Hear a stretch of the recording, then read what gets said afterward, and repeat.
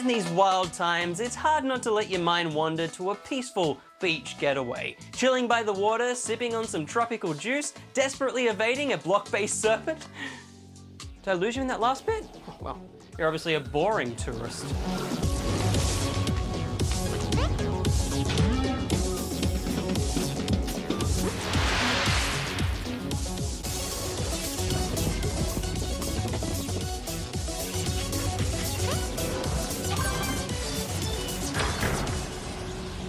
Originally released on Switch late last year, The Touryst has found a second home on both Xbox One and PC, so I thought it was high time to take a look.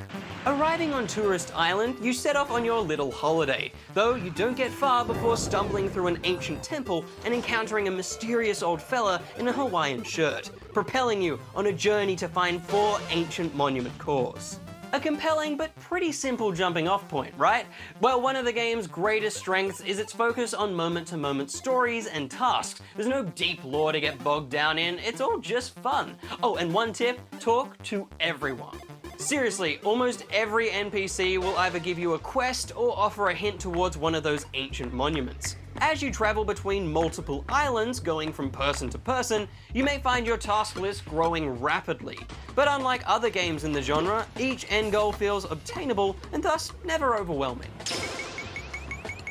Also, there's generally only 2 screens of text to read. One of my biggest pet peeves is walls of text. This game nails it. Also, every task you do is incredibly different. Seriously, if I tried to name everything you do in this game, it would take forever. Let's try forever. Deep sea diving? Cool. Drone racing? Huh, sure.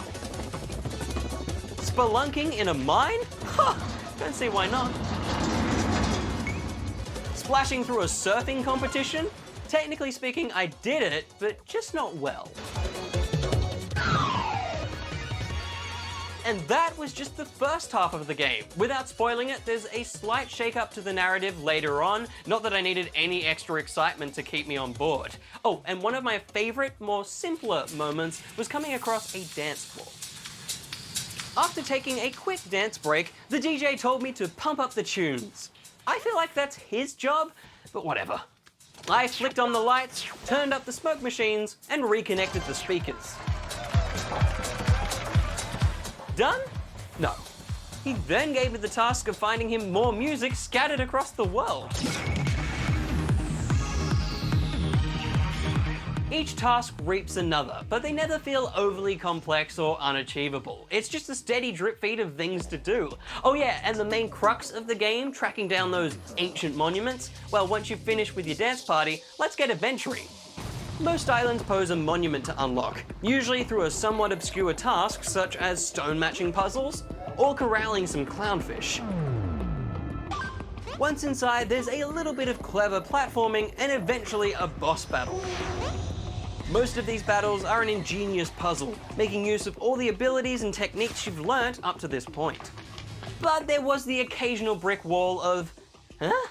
Some of these serpent menaces posed puzzles that really broke my brain, and even when I'd figured it out, the solutions seemed impossible. But they weren't. There's just a few brief moments of frustration in an otherwise chill and easy game, and having a bunch of tasks and boss battles is fairly common practice in a game like this, but add on a brilliant visual style and we've got a winner on our hands.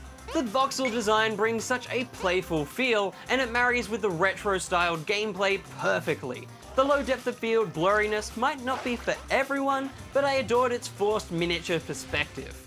The world is full of some wonderfully unnecessary little touches too.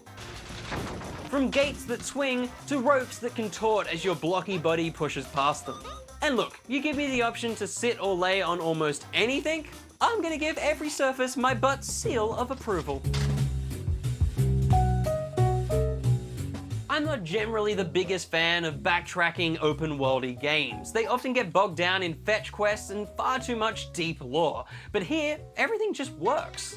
There's stacks to do between the game's challenging boss fights, quests, and tasks, but it never overstays its welcome at around 6 hours worth of playtime.